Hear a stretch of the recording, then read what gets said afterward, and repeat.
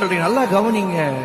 நீங்க சுத்திட்டீங்கன்னு வச்சுக்கோங்களேன், உங்களை புதைக்கிறதுக்கு உங்க ஊர்ல இருந்து 300-400 ரூபாய் பஸ்ஸுக்கெல்லாம் செலவு பண்ணிட்டு, ட்ரெயினுக்கெல்லாம் செலவு பண்ணிட்டு உங்களை புதைக்கிறதுக்கு சொந்தங்கள்லாம் வரும். அவ்வளவு தூரத்துல இருந்து வருவாங்க.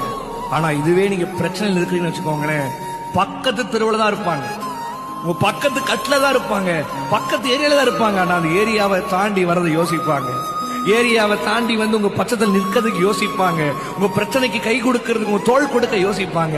ஆனா என் ஆண்டவர் அப்படி இல்லை. எது நடந்தாலும் எது நடக்காட்டியும், யாரு வந்தாலும் யாரு வராட்டையும், அவர் கிருபை உங்களை விட்டு விலகாது, அவருடைய ஆசீர்வாதம் உங்களை விட்டு விலகாது. அதுதான் அந்த பாடல் சொல்லுது. என்ன நடந்தாலும் நீங்க எப்படி ஆண்டவர் தெரியும், எல்லாத்துக்கிட்டையும் போய் நான் இப்படி, நான் நல்லவன், நான் எதுவுமே செய்யல, நான் தப்பே செய்யல. If you are right, stay silent.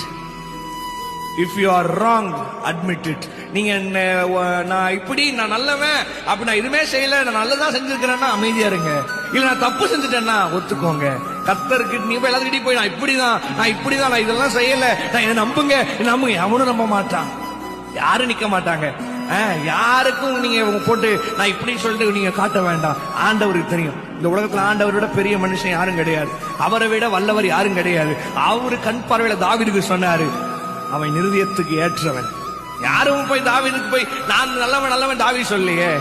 அவருக்கு தெரியும். உங்களை பார்த்து சொல்றேன், அவருக்கு தெரியும் நீங்க யாருன்னு. சோ ஃப்ரீயா அவரை பார்த்து, ஆண்டவர் எது நடந்தாலும் நடக்காட்டி நான் தூச்சுக்கிட்டே இருப்பேன்னு சொல்றவங்க. ஒரு கன்னட பாட்டு.